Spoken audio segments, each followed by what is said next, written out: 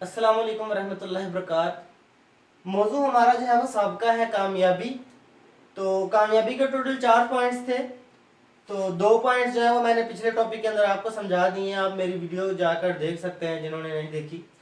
अब हमने जो है वो नेक्स्ट जो 2 पॉइंट है वो मैं आपके सामने जिक्र करूंगा।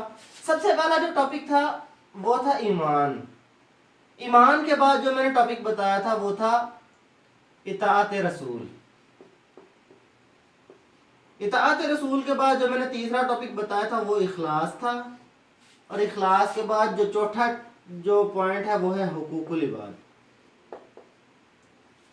अगर यही 4 पॉइंट हम ले लें, इन 4 पॉइंट को पूरा करेंगे तो हमारी इबादत भी कबूल होगी। अगर इन 4 पॉइंट्स में से किसी एक पॉइंट को मिस कर देंगे, समझे हमारी इबादत भी काबिल कबूल नहीं है। तो चूंकि बात क्या है वो इबादत नहीं है, वो कामयाबी हो रही है। तो कामयाबी का इबादत के साथ क्या लिंक है इसका भी मैं आपको बात बताता चलता हूँ।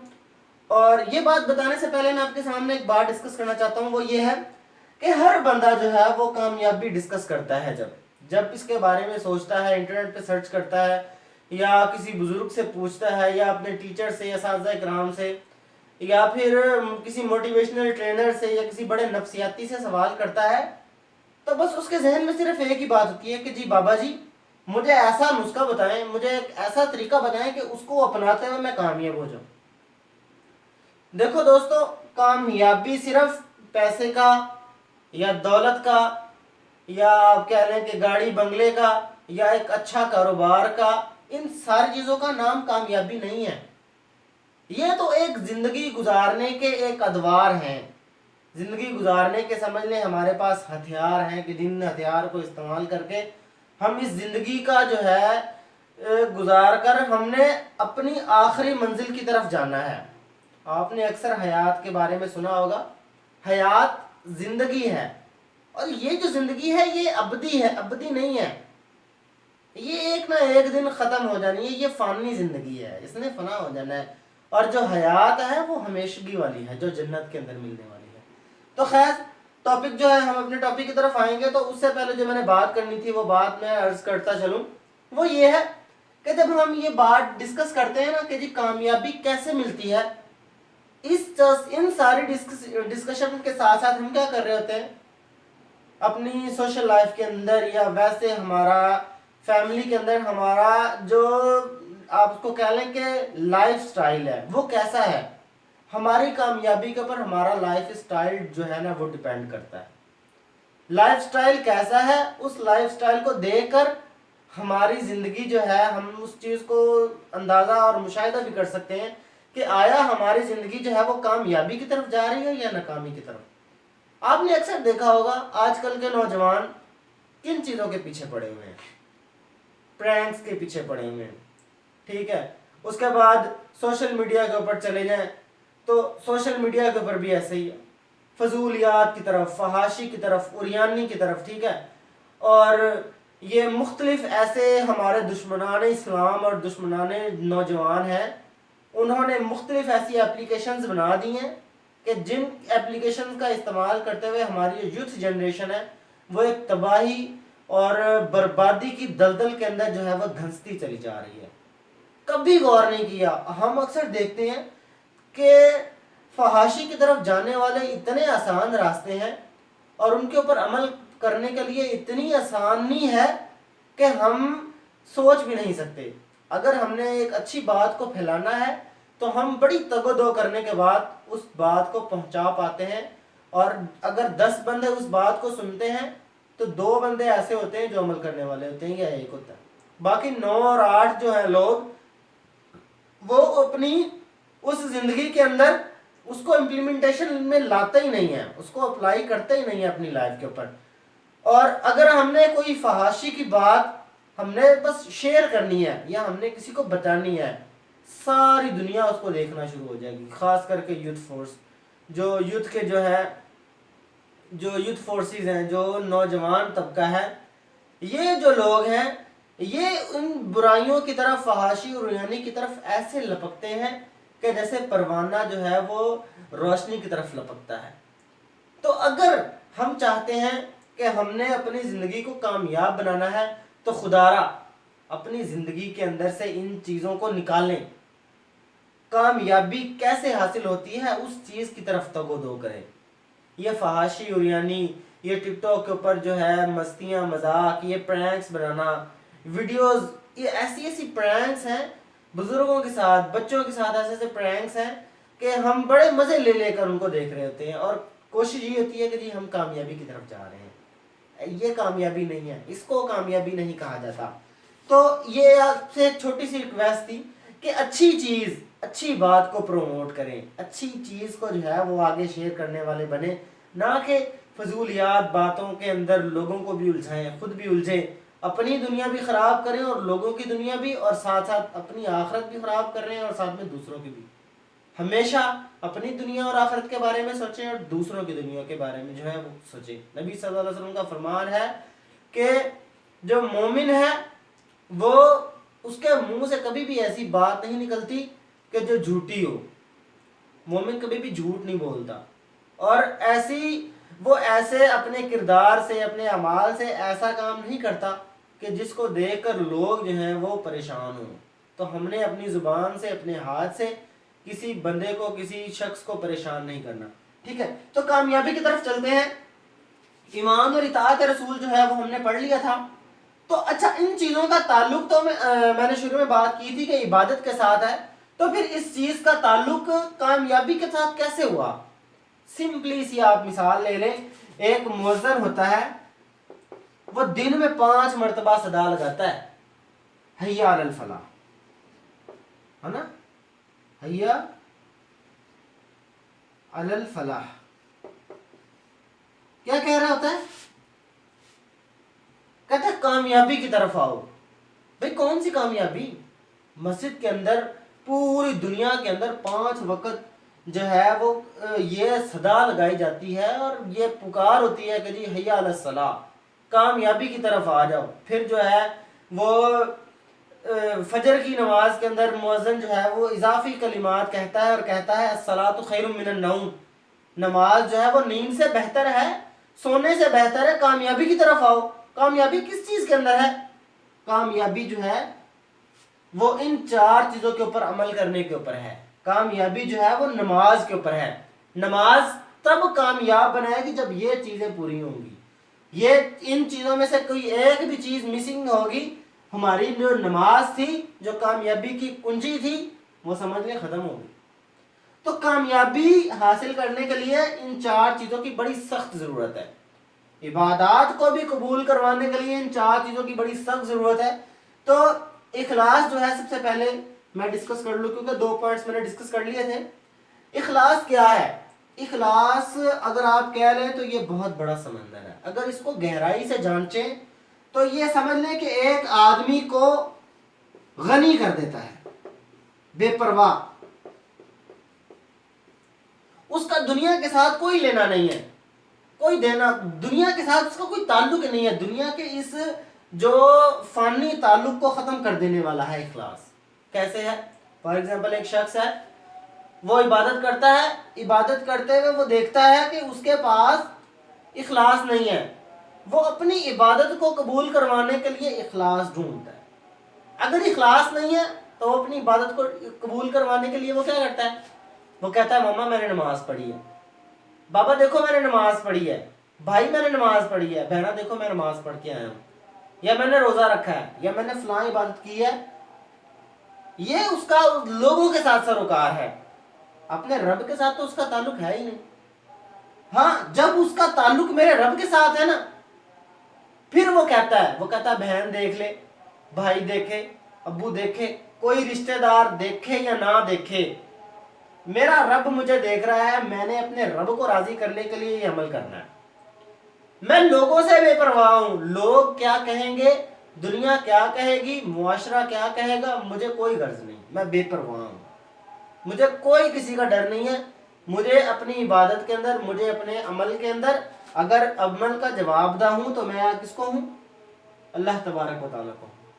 گویا اخلاص جو ہے وہ آدمی کو بے پرواہ کرنے والا ہے. یہ کامیابی ہے.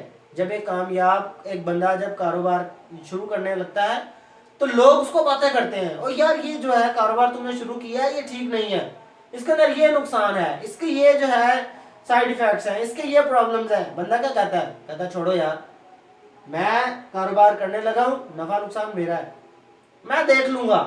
بے پرواہ ہوتا ہے نا لوگوں سے۔ اگر بے پرواہی کو چھوڑ دے، لوگوں کی بات کا جو ہے وہ پرواہ کرنا شروع کر دے لوگوں کی بات کا، تو کیا ہوگا؟ پھر وہ لوگوں کی سنے گا، پھر وہ بس یہی کہے گا کہ جی معاشرہ کیا کہتا ہے، لوگ کیا کہیں گے۔ اگر اخلاص کو تھامنے والے ہو، انشاءاللہ آپ ضرور جو ہے بے پرواہ ہو جاؤ گے اور اپنے رب پر بھروسہ کرنے والے بن جاؤ گے۔ اگر اخلاص کو کام جو ہے تھام کر رکھو گے، آپ بے پرواہ اور کامیاب انسان بنو گے، دنیا کے اندر بھی اور آخرت کے اندر بھی۔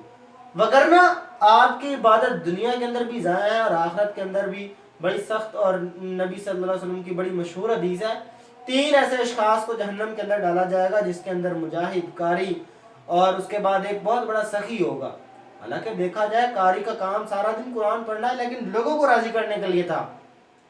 مجاہد کا کام کلمت العلیہ جو ہے اسلام کے پرچم کو بلند کرنا تھا، لیکن لوگوں کو دکھلاوا تھا کہ جی میں بڑا بہادر ہوں۔ اسی طرح سخاوت ہے، اپنا مال و دولت جو ہے وہ اللہ کے راستے میں صرف کرنی تھی، اخلاص ہونا چاہیے تھا، نہیں تھا، لوگوں کے اندر سخی بننا تھا۔ اللہ تبارک و تعالیٰ کیا فرماتے ہیں؟ مجھے تمہاری کوئی پرواہ نہیں ہے، تم نے جتنے بھی اعمال کیے وہ مجھے راضی کرنے کے لیے نہیں کیے، کسی اور کو راضی کرنے کے لیے کیے، لہذا جس کو راضی کرنا ہے یا کیا ہے جا کر دنیا میں اس سے بدلا لو، مجھ سے کوئی سروکار نہیں ہے۔ اس کے بعد جو تیسری چیز ہے وہ ہے حقوق العباد۔ نبی صلی اللہ علیہ وآلہ وسلم کی جو حدیث ہے، فرماتے ہیں کل قیامت کے دن میری امت کا سب سے بڑا غریب آئے گا۔ صحابہ سے سوال کیا غریب کون ہے؟ صحابہ نے کہا جی غریب وہ ہوتا ہے کہ جس کے پاس پائی پیسہ درہم دینار نہ ہو۔ مثلا فرماتے ہیں کہ میری امت کا غریب وہ ہوگا، کل قیامت کے دن آئے گا، اس کے پاس نیکیوں کے پہاڑ ہوں گے۔ ابھی اس کے پہاڑ نما نامہ اعمال کے اندر جو نیکیاں ہیں وہ تلنے لگیں گی، لوگ آنا شروع ہو جائیں گے۔ ایک ادھر سے آئے گا، کہے گا جی مجھے گالی دی تھی، اس کی نیکی اس کو مل جائے گی۔ ایک آئے گا جی اس نے مجھے برے لقب سے پکارا تھا۔ غرض کرتے کرتے اس شخص کے پاس جو نیکیوں کے پہاڑ تھے وہ ختم ہو جائیں گے، لیکن لوگ آنا بند نہیں ہوں گے۔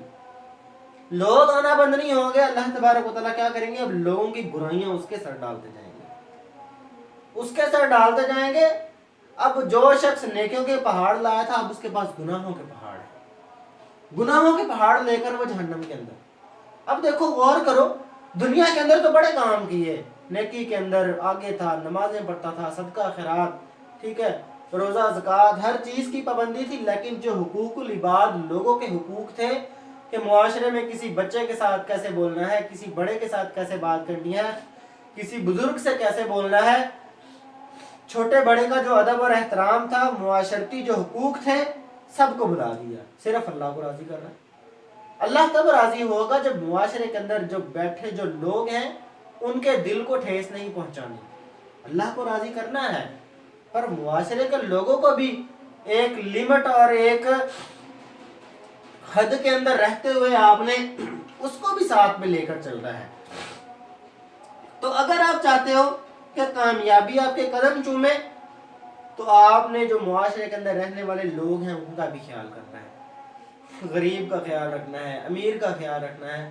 امیر اور غریب کے ساتھ بات کرنے میں آپ کی کوئی ایسی کیفیت نہ ہو کہ جس کی وجہ سے آپ کے اندر یہ چیز پیدا ہو رہی ہو کہ جی آپ غریب کی جو ہے رسپیکٹ کم کرتے ہیں اور امیر کی زیادہ کرتے ہیں۔ اخلاص ہمیشہ رکھنا ہے، اخلاص رکھیں گے تو کامیاب جو ہے بے پرواہ بنیں گے آپ، اور اخلاص کے ساتھ ساتھ حقوق العباد بھی اپنے پورے کرنے ہیں، ہر بندے کا جو حق ہے وہ اس کو دیں، ٹھیک ہے۔ اب ایک بندہ یہ بات کر سکتا ہے کہ سر یہ بات تو جی عبادت ہے، اس کا یہ کون سا بندہ، اب اس کے پاس کھانے کے لیے کپڑا نہیں ہے، اس کے پاس یہ نہیں ہے، اس کے پاس وہ نہیں ہے، جائیداد نہیں ہے، وہ عبادت کرتا پھرے، وہ یہ کرتا پھرے، تو کیسے اس کی جو ہے وہ کامیاب تو نہیں ہوا نا۔ تو میں آپ کو بتا دوں کہ دنیا کے اندر ضروری نہیں ہے کہ ایک بندے کے پاس پائی پیسہ درہم دینار ہو۔ کامیابی کیا ہے؟ اللہ تبارک و تعالیٰ فرماتے ہیں وَمَنْ زُحْزِحَ عَنِ النَّارِ وَأُدْخِلَ الْجَنَّةَ فَقَدْ فَازَ، جنت کے اندر داخلہ کامیابی ہے، اور جہنم سے چھٹکارا۔ जहन्नम से छुटकारा और जन्नत के अंदर दाखिला कामयाबी है। हमेशा कोशिश करें इस जन्नत की तरफ लपके, इसकी तरफ आए। ये दुनिया 4 दिन की है। मैं आपके सामने अपने एक फ्रेंड का जो है वो जिक्र करता हूँ। अभी कुछ दिन पहले की बात है, अभी रमज़ान स्टार्ट हुए तकरीबन 3-4 दिन पहले की बात है। अकेला वो भाई था, अभी उसकी कुछ अर्सा पहले शादी हुई है माशाल्लाह, अल्लाह ने एक छोटी सी बेटी दी उसको। और अभी उसकी छोटी सी बेटी थी कि कार एक्सीडेंट के अंदर उसका वालिद और उसकी वालिदा और उसकी वाइफ तीनों चल बसे।